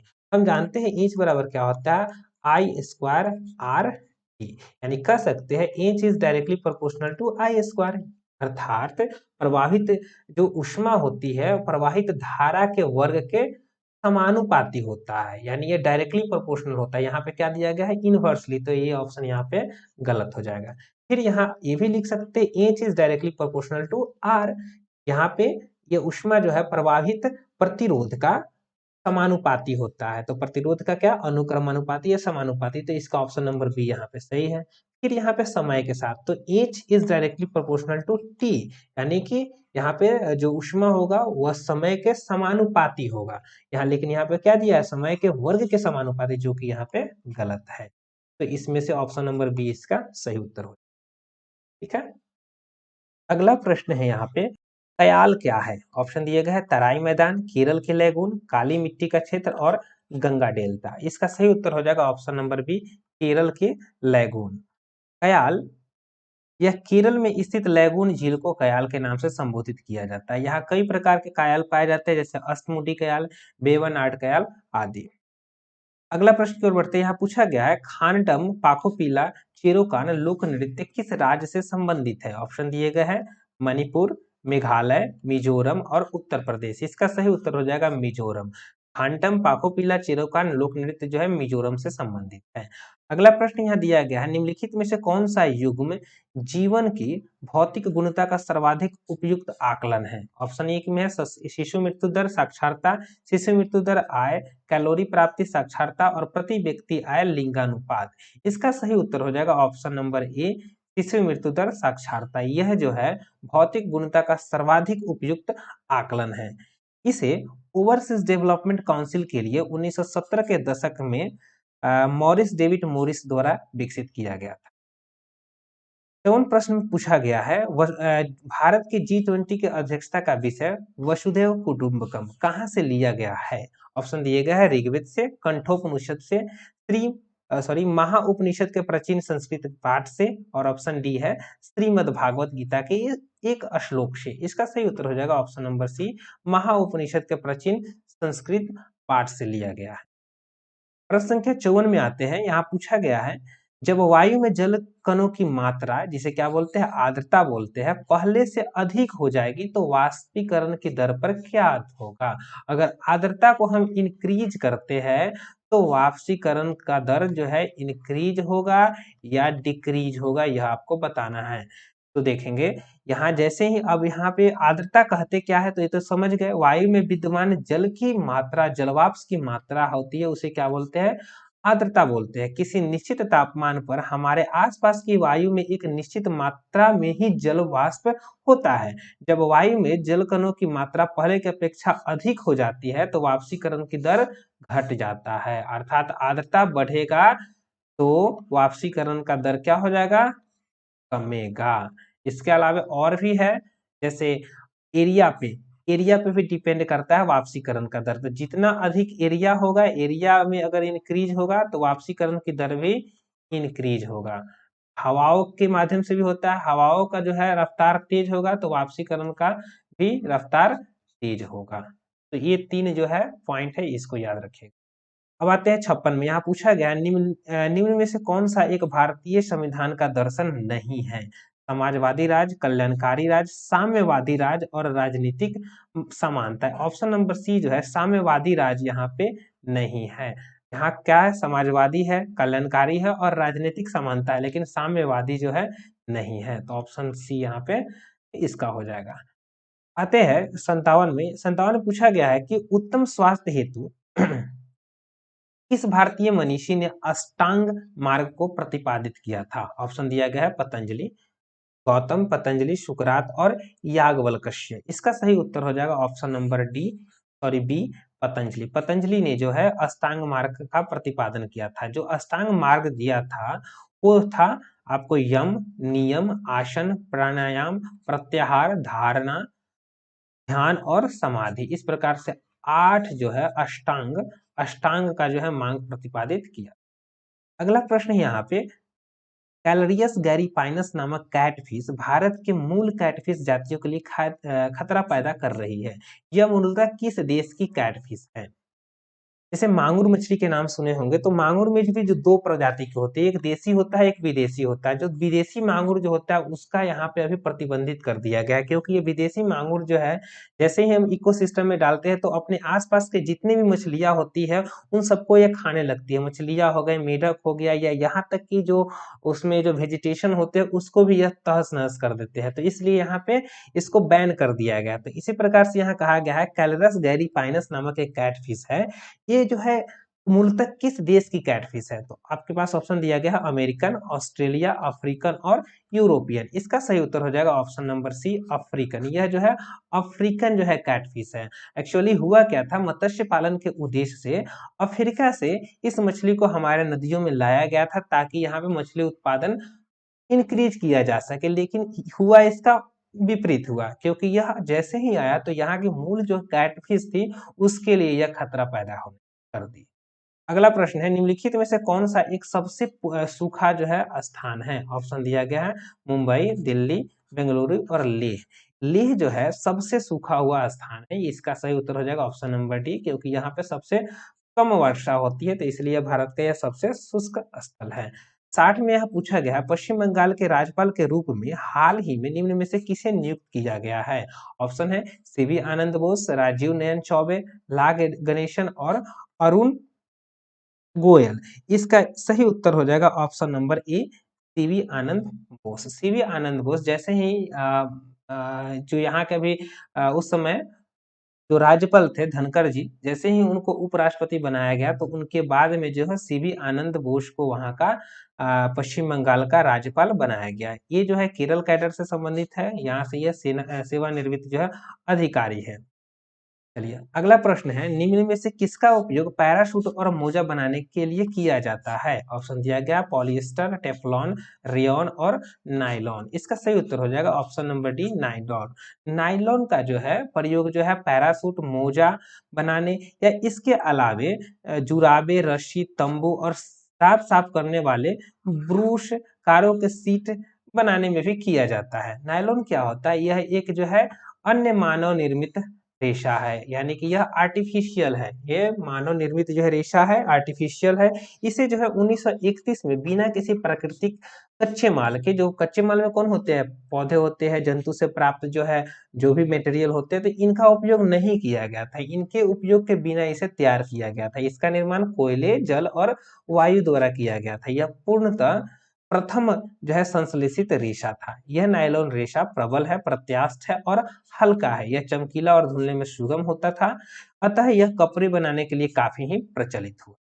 अगला प्रश्न है, जवाहरलाल नेहरू द्वारा प्रस्तुत उद्देश्य प्रस्ताव संविधान सभा में कब स्वीकृत किया गया? यानी उद्देश्य का जो है प्रस्तावना जो है यहाँ पे कब स्वीकृत किया गया, यह प्रश्न पूछा गया है। ऑप्शन दिया गया 13 दिसंबर 1947, 20 जनवरी 1947, 22 जनवरी 1947 और 22 जुलाई 1947। इसका सही उत्तर हो जाएगा 22 जनवरी 1947।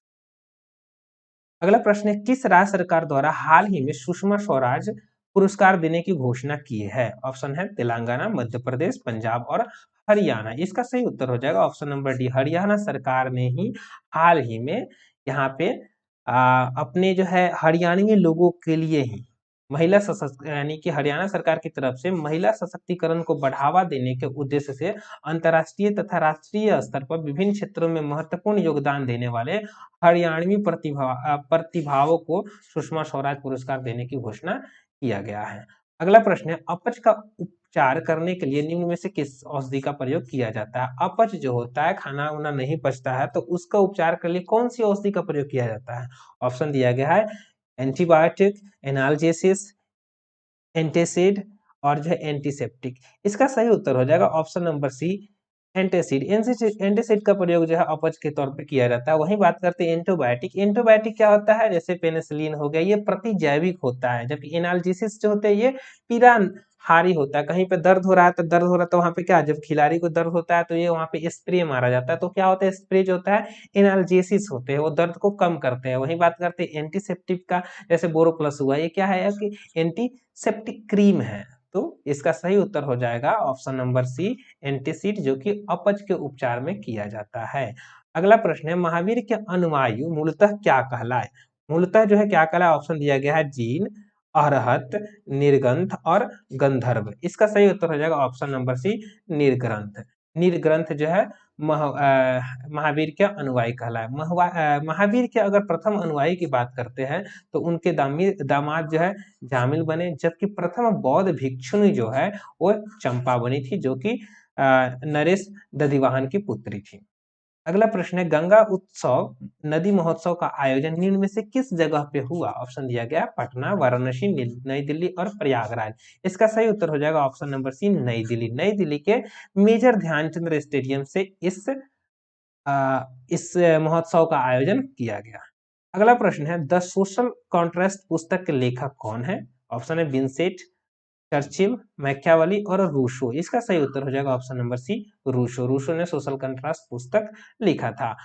यहाँ पे प्रश्न है, एक बाघ को सुरक्षित रखने के लिए सारे जंगल को सुरक्षित रखना क्या कहलाता है। यह आपको जो है इकोलॉजी से क्वेश्चन है, ठीक है। तो यहाँ पे एक्स सीटू है, वाई सीटू है, इन सीटू है और आउट सीटू संरक्षण है। तो संरक्षण यहाँ पे जो मूलतः जो है दो होते हैं, एक होते हैं इन सिटी होते हैं और एक होते हैं आउट सिटी होते हैं। तो यहाँ पे एक बाघ को सुरक्षित रखने के लिए सारे जंगल को सुरक्षित रखना, ये कहलाता है आपको इन सिटू कहलाता है। वही बात करते हैं हम एक सिटू की, तो एक सिटू वैसे मतलब वैसा संरक्षण होता है जिसमें माना जाता है कि ऐसे जीव जिसका निकट भविष्य में विलुप्त होने के अधिक संकट है, तो उसको बचाने के लिए हम एक सिटू कहते हैं। जैसे एक सिटू में हम क्या कर दिए, यहाँ पे कोई सीड बैंक है, ठीक है, सीड बैंक, यहाँ पे कोई मिलिट है या अन्य कोई जो बीज है जिसकी प्रजाति अब खत्म होने वाली है, तो उसको क्या करते हैं, हम सीड बैंक में ला कर रख देते हैं, वहां पे स्टोर करते हैं।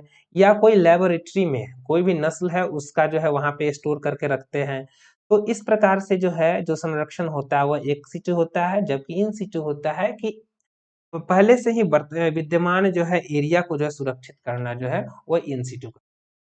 अगला प्रश्न है, इसरो के उपग्रह वन वेब इंडिया 1 को किस प्रक्षेपण यान द्वारा लॉन्च किया गया। ऑप्शन दिया गया PSLV C53, LV-M3M2, PSLV F10 और PSLV C51। इसका सही उत्तर हो जाएगा ऑप्शन नंबर बी, LV-M3M2। यह जो है इसरो द्वारा जो है लॉन्च किया गया था, और यह इसमें जो है जो लॉन्च किया गया था, इसके साथ साथ 36 अन्य वाणिज्यिक उपग्रह भी लॉन्च किया गया था। यह LV-M3 का पहला वाणिज्यिक मिशन। अगला प्रश्न है, यहाँ पे अंग्रेजी वर्णमाला में कौन सा अक्षर जी से उतना ही दूर है जितना कि टी एन से है। ठीक है, ये रीजनिंग का क्वेश्चन है, जब आप इस सोल्व करेंगे तो ऑप्शन आ जाएगा ऑप्शन नंबर बी, एम आएगा। इसमें टी जो है एन से दाएं से छठा है, उसी प्रकार से जो है एम जो है जी के दाएं से छठा अक्षर। अगला प्रश्न है, भारत का पहला विशिष्ट आर्थिक क्षेत्र कौन है। ऑप्शन दिया गया विशाखापट्टनम विशिष्ट आर्थिक क्षेत्र, कंडाला विशिष्ट आर्थिक क्षेत्र, नोएडा सेज है, फिर जो कोचिंग सेज है। इसका सही उत्तर हो जाएगा option number B, Khandala. Khandala जो है भारत का पहला जो है यहाँ पे आर्थिक विशिष्ट आर्थिक क्षेत्र था। वही बात करते हैं इसका स्थापना का, तो भारत में सर्वप्रथम निर्यात को बढ़ावा देने के लिए ये जो है सेज की स्थापना जो है 2005 ईस्वी में किया गया था।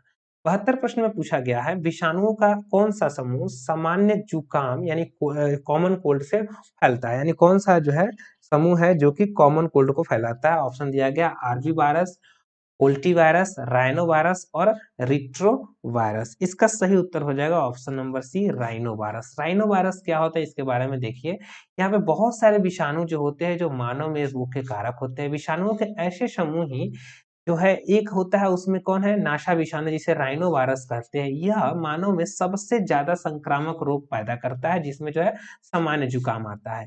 यह नाक और श्वसन पथ को संक्रमित कर देते हैं, लेकिन यह फेफड़े को नहीं करता है। सामान्य जुकाम में के अभिलक्षण क्या है, इसमें जो है नेसल कंजंक्शन होते हैं, नाक जाम हो जाता है, कंठ दर्द करता है, फटी हुई आवाज आता है, खांसी होता है, सिर दर्द होता है, थकावट होता है। यह प्रातः जो है, यह प्राय जो है 3 से 7 दिनों तक रहता है। अगला प्रश्न है, द कम्युनिस्ट मैनिफेस्टो किसकी कृति है? ऑप्शन है कार्ल्स मार्क्स, कार्ल्स कार्ल मैनहीम, फिर जो है लेनिन है और स्टालिन है। इसका सही उत्तर हो जाएगा ऑप्शन नंबर ए, कार्ल्स मार्क्स। कम्युनिस्ट मैनिफेस्टो के लेखक जो है कार्ल्स मार्क्स। यहाँ सूची 1 और सूची 2 को मिलाना है। यहाँ पे संधि दिया गया है और यहाँ पे इसका वर्ष दिया गया हुआ है। तो देखेंगे यहाँ पे इलाहाबाद की संधि है, मंगलोर की संधि है, सालाबाई और मद्रास की संधि है। तो इलाहाबाद की संधि हुआ था कब? इलाहाबाद की संधि हुआ था 1965 ईस्वी में। ठीक है, 1965 ईस्वी। तो हर एक का हो गया आपको 4। वही बात करते हैं मंगलोर की संधि की, तो मंगलोर की संधि हुई थी 1784 ईस्वी में। मंगलोर हो गया आपको 1784। तो इसका बी का यानी बी का हो जाएगा 2 हो गया। वही बात करते हैं सालाबाई की, तो सालाबाई का हुआ था आपको 1782 में। 1782 कहने के बाद तो सी का हो गया 1 हो गया। और डी है मद्रास की संधि हुआ था 1769 ईस्वी में। इसका 3 हो जाता तो 4213 4213 यहाँ पे ऑप्शन नंबर सी इसका सही उत्तर हो। अगले प्रश्न की ओर बढ़ते हैं। यहाँ पूछा गया है वर्ष 2022 में जारी भारत कौशल रिपोर्ट में किस राज्य ने शीर्ष स्थान प्राप्त किया है? ऑप्शन दिया गया है राजस्थान, महाराष्ट्र, मध्य प्रदेश और गुजरात। इसका सही उत्तर हो जाएगा ऑप्शन नंबर बी, महाराष्ट्र। ये भारत जो है कौशल रिपोर्ट क्या है कि इसे जो है वी बॉक्स नामक एक संस्था है उसके द्वारा इसे जारी किया गया था। यह जो है कौशल रिपोर्ट इन अपने आप में 9वां संस्करण है। इस सूची में महाराष्ट्र राज्य जो है शीर्ष स्थान पे पाया है। 2022 में ये जो लास्ट टाइम जो दिया गया था, इसका थीम था कार्य के भविष्य का पुनर्निर्माण और पुनर्संरचना। अगला प्रश्न है, सलजम मोजेक रोग किस सूक्ष्मजीवी के कारण होता है? जो सलजम में मोजेक रोग होता है, यह जो है जैसे सलजम हुआ, तंबाकू हुआ, इसमें मोजेक रोग होता है ना, तो ये जो किस सूक्ष्मजीवी के कारण उत्पन्न होता है? ऑप्शन दिया गया है जीवाणु, विषाणु, कवक और शैवाल। तो ये सारे आपको 4 ऑप्शन दिया गया है। तो इसका सही उत्तर हो जाएगा ऑप्शन नंबर बी, विषाणु। विषाणु द्वारा होते हैं। वही बात करते हैं हम कौकों के द्वारा, तो कौकों द्वारा जो है गेहूं का भूरा कीट, गन्ने का रेड रॉट रोग तथा आलू का पछेती अंगमारी रोग, ये सारे रोग जो है नहीं, यहाँ पे 2 ही इसको लीजिए। कवक द्वारा जो है गेहूं का भूरा कीट और गन्ने का रेड रोट, जबकि वही बात करते हैं आलू का पछेती रोग जीवाणु द्वारा उत्पन्न होता है। ठीक है, और जो क्रूसीफर का ब्लैक रोट भी है जीवाणु द्वारा होता है, जबकि विषाणु द्वारा बात करते हैं तो तंबाकू का मोजेक रोग और सलजम का मोजेक रोग इसमें शामिल है। अगला प्रश्न, निम्नलिखित में से किस मुगल शासक ने अन्ना नामक सिक्के का प्रचलन करवाया? ऑप्शन दिया गया है शाहजहां, अकबर, जहांगीर और औरंगजेब। इसका सही उत्तर हो जाएगा option number A, Shahjahan. Shahjahan ने ही अन्ना नामक जो एक सिक्का था उसका प्रचलन कराया था। ये जो है एक ट्रिक याद रखिएगा, बाहु अज कभी कभी दे देता है। यहाँ पे मुगल शासक दे देगा, उसको जो है सीरीज में सजाना होगा। तो पहले कौन आया था यहाँ पे देखिएगा, बाबर, हुमायूं, अकबर, जहांगीर, शाहजहां और औरंगजेब। तो बाहु अज साउ, इसे याद रखिएगा। कभी कभी ये जो है आपको ऑर्डर में डालने के लिए पूछता है क्वेश्चन।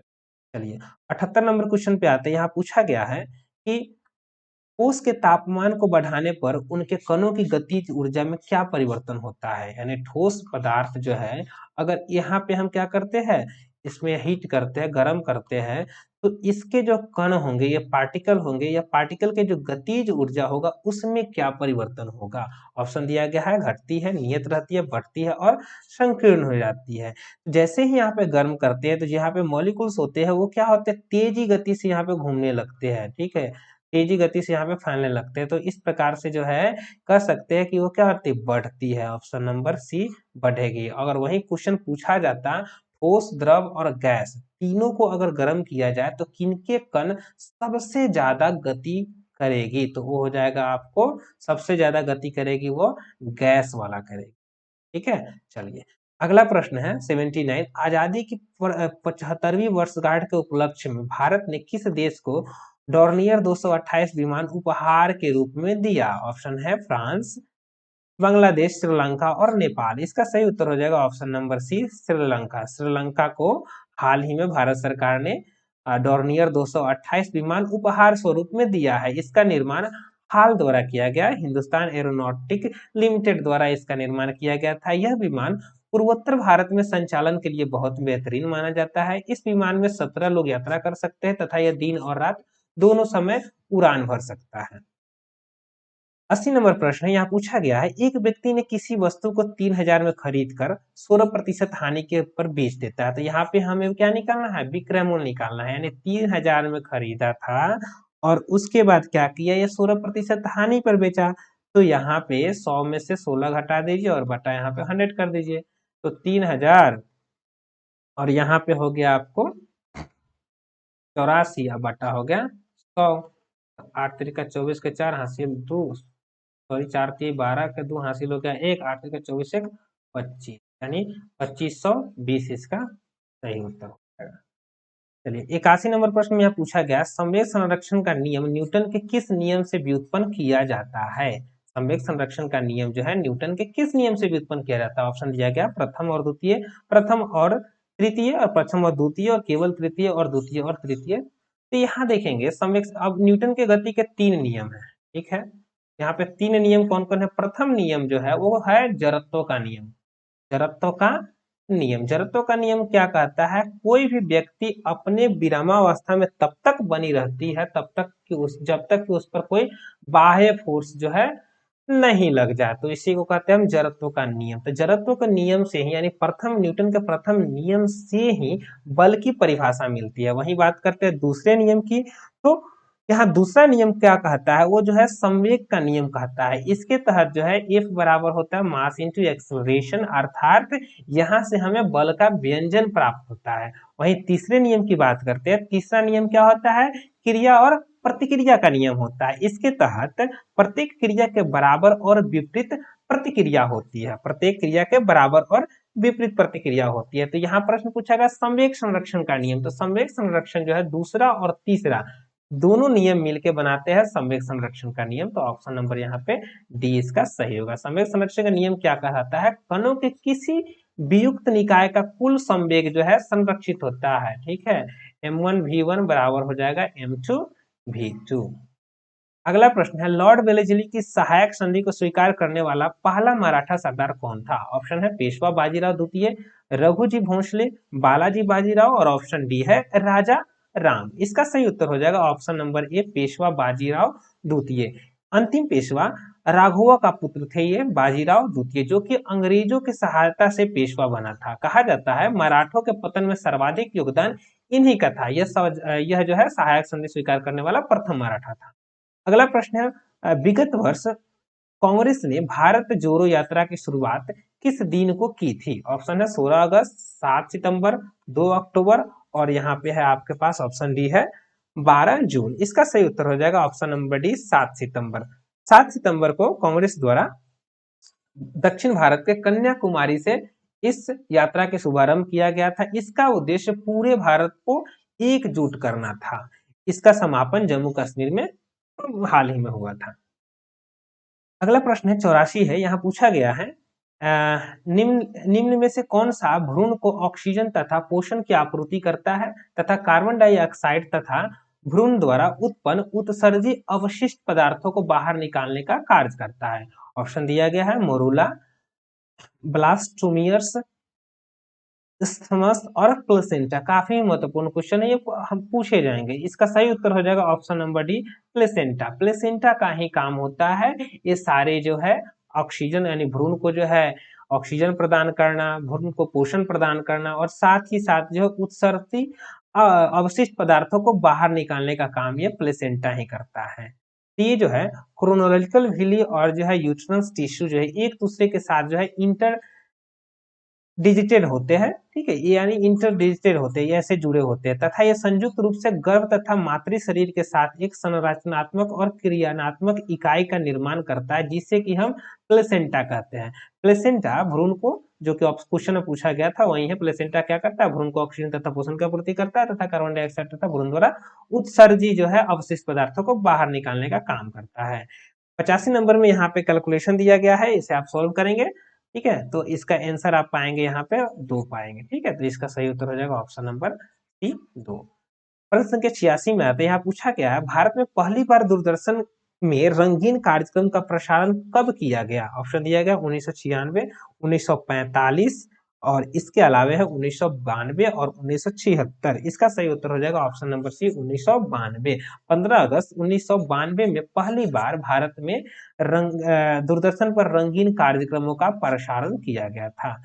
87 प्रश्न में यहाँ पूछा गया है भारतीय संविधान के 73वें और 74वें संविधान संशोधन स्थानीय निकायों को चुनावों के लिए प्रदान करते हैं, प्रत्येक 3 वर्ष, प्रत्येक 3 वर्षों के बाद, प्रत्येक 5 वर्ष, प्रत्येक 2 वर्ष। यानी 73वां संविधान संशोधन ये किससे था, पंचायती राज से था।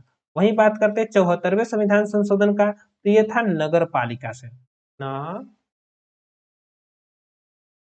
नगर पालिका। तो ये जो 73वें और 74वें, तो ये क्या है, इसके तहत क्या होता है, प्रत्येक 5 वर्षों के बाद में चुनाव वहां पे होगा। तो ऑप्शन नंबर सी इसका सही हो जाएगा।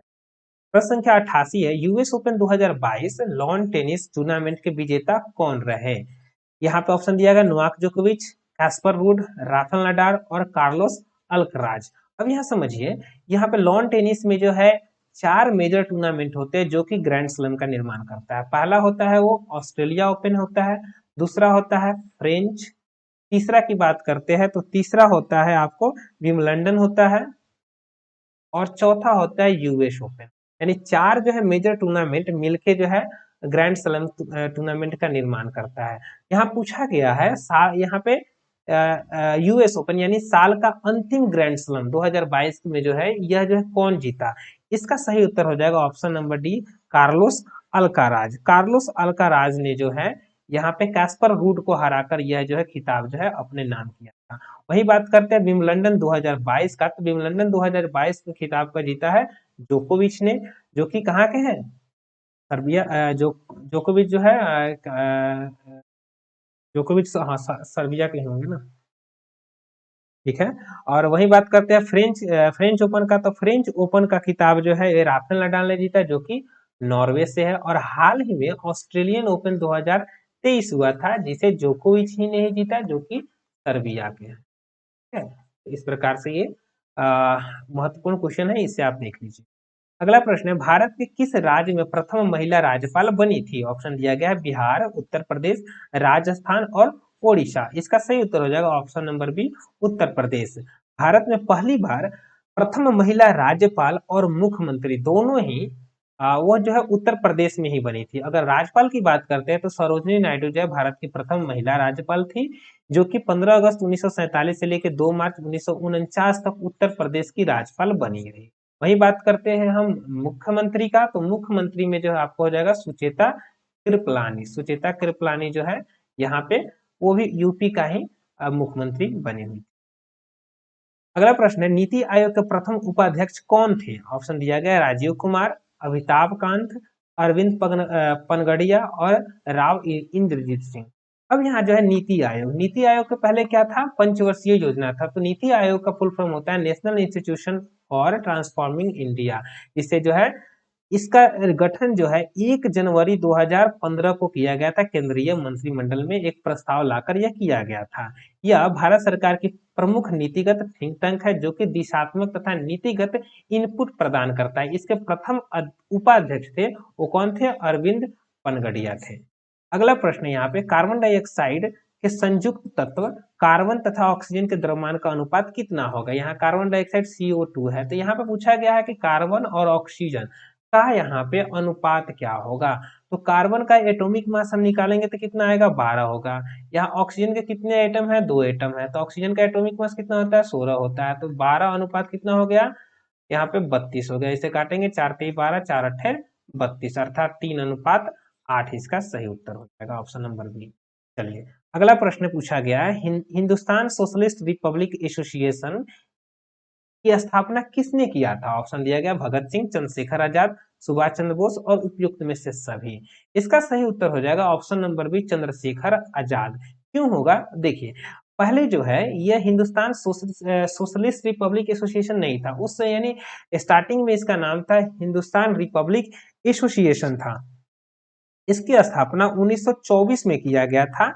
राम प्रसाद बिस्मिल, जोगेश चंद्र चटर्जी और चंद्रशेखर आजाद, तीन लोगों द्वारा जो है यहाँ पे HRA की स्थापना किया गया था। हिंदुस्तान रिपब्लिक एसोसिएशन की स्थापना किया गया था, जिसमें बाद में भगत सिंह भी इसमें जुड़ गए।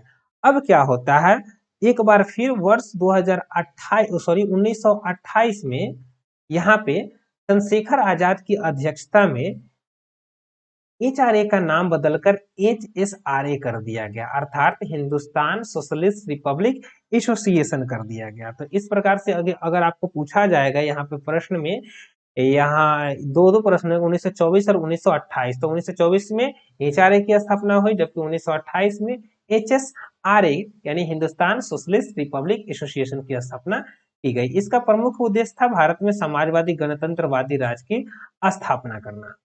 अगला प्रश्न है, तैरती हुई रेल यानी फ्लोटिंग ट्रेन निम्न में से किस देश में पर्यटन का केंद्र है? ऑप्शन है टोक्यो जो कि जापान में है, पोर्ट लुइस जो कि मॉरिशस में, वियना ऑस्ट्रेलिया और बैंकॉक थाईलैंड। इसका सही उत्तर हो जाएगा option number D, Bangkok. Bangkok में हाल ही में जो है फ्लोटिंग ट्रेन जो है काफी जो है आकर्षक का केंद्र बना है। ठीक है, ये जो है कहाँ पे है, थाईलैंड की राजधानी बैंकॉक से लॉपबूरी प्रांत तक समुद्र के सतह से ठीक ऊपर एलिवेटेड ट्रैक पर यह चलाई जा रही है, जो कि पर्यटकों को काफी ही जो है मनभावक लग रहे हैं। अगला प्रश्न है, यूनेस्को का मुख्यालय कहाँ है? ऑप्शन दिए गए हैं मैड्रिड, पेरिस, रोम और जेनेवा। इसका सही उत्तर हो जाएगा option number B, Paris. Paris में यूनेस्को का मुख्यालय है। यूनेस्को की स्थापना 1946 ईस्वी में किया गया था। अगला प्रश्न है यहाँ पे, निम्न में से कौन से सही नहीं है? अनुच्छेद 14 है विधि के समक्ष समता, फिर 16 है अवसर की क्षमता है, 17 है उपाधियों का अंत और 18 है सैन्य उपाधियों का अंत। यहाँ पे ऑप्शन नंबर सी गलत है, क्योंकि 17 में क्या है, छुआछूत का अंत है। अनटचेबिलिटी जो है, अस्पृश्यता का अंत जो है अनुच्छेद 17 में है, तो इस यहाँ पर ऑप्शन नंबर सी गलत है। अगला प्रश्न है, बकमिनिस्टर फुलेरिन किसका अपरूप है? ऑप्शन दिए गए हैं बोरोन, लोहा, फास्फोरस और कार्बन। इसका सही उत्तर हो जाएगा option number B, carbon. Carbon का ही यह एलोट्रॉप है, फुलेरिन है। यह कभी कभार जो है प्रकृति में पाया जाता है। फुलेरिन का पहला उदाहरण है बकमिनिस्टर फुलेरिन, जिसे जो है C60 बोलते हैं। C60 के खोज के लिए हैरोल्ड प्रोटो, रॉबर्ट कार्ल, रिचर्ड स्माइली को रसायन विज्ञान के क्षेत्र में नोबेल पुरस्कार दिया गया था। अगला प्रश्न है, द लास्ट वी कैरी नामक नवीन पुस्तक के लेखक अथवा लेखिका कौन है? ऑप्शन है वशीम अकरम, किरण बेदी, मिशेल ओबामा और इवांका ट्रंप। इसका सही उत्तर हो जाएगा option number C, Michelle Obama. Michelle Obama जो है बराक ओबामा की पत्नी है। इन्होंने अपने पुस्तकों के माध्यम से जो आने वाली जो चुनौती है, शक्ति है और विश्वास के द्वारा लोगों को कैसे प्रेरित किया जाए, इसके बारे में वो अपनी पुस्तक में बता रही है, जिस पुस्तक का नाम क्या है, द लाइफ वी कैरी, वह जीवन जो हम ढोते हैं, लेकर चलते हैं। अगला प्रश्न है, इंटेल द्वारा बनाए गए पहले माइक्रो प्रोसेसर का नाम क्या था? ऑप्शन दिए गए हैं 8008, 8080, फिर जो है 4004, इनमें से कोई नहीं। यह इसका सही उत्तर हो जाएगा ऑप्शन नंबर सी, 4004। इंटेल जो है आईसी और जो माइक्रो प्रोसेसर के निर्माण के लिए काफी प्रसिद्ध कंपनी है। इसने सर्वप्रथम जो 4004 अपना इंटेल माइक्रो प्रोसेसर का निर्माण किया था। 99 प्रश्न है, आईसीसी महिला T20 क्रिकेट विश्व कप 2023 का आयोजन किस देश में किया गया? ऑप्शन दिया गया दक्षिण अफ्रीका, न्यूजीलैंड, इंग्लैंड और ऑस्ट्रेलिया। हाल ही में 2023 T20 महिला वर्ल्ड कप का आयोजन दक्षिण अफ्रीका में किया गया था, जहां पे ऑस्ट्रेलिया ने दक्षिण अफ्रीका को हराकर यह खिताब अपने नाम किया। वहीं बात करते हैं 50 ओवर फॉर्मेट का, तो इस पिछले साल जो है महिलाओं के लिए 50 ओवर ओडीआई वर्ल्ड कप का आयोजन न्यूजीलैंड में किया गया था, जो कि इस संस्करण का 12वां संस्करण था। इसका भी विजेता ऑस्ट्रेलिया रही, लेकिन यहाँ पे उप विजेता जो है इंग्लैंड रही।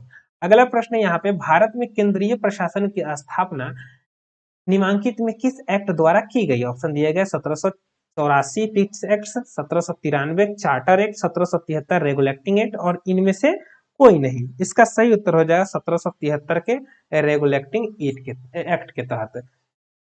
इस एक्ट के तहत ईस्ट इंडिया कंपनी के कार्यों को नियमित और नियंत्रित करने की दिशा में ब्रिटिश सरकार द्वारा कदम उठाया गया। इस अधिनियम के द्वारा बंगाल के गवर्नर को अब बंगाल के गवर्नर जनरल के नाम से जाने जाने लगा एवं उसकी सहायता के लिए 4 सदस्यीय कार्यकारी परिषद का गठन किया गया है। इस प्रकार पहले गवर्नर जनरल अगर पूछा जाए तो वो कौन थे? लॉर्ड वारेन हेस्टिंग्स थे। तो अब देखिए 100 प्रश्न जो यहाँ पे आप कंप्लीट हो गए हैं। तो आ, उम्मीद है कि आप लोगों ने टेस्ट में भाग लिया होगा और टेस्ट आपको बहुत ही अच्छा लगा होगा। ऐसे ही प्रैक्टिस सेट आपको मिलते रहेंगे।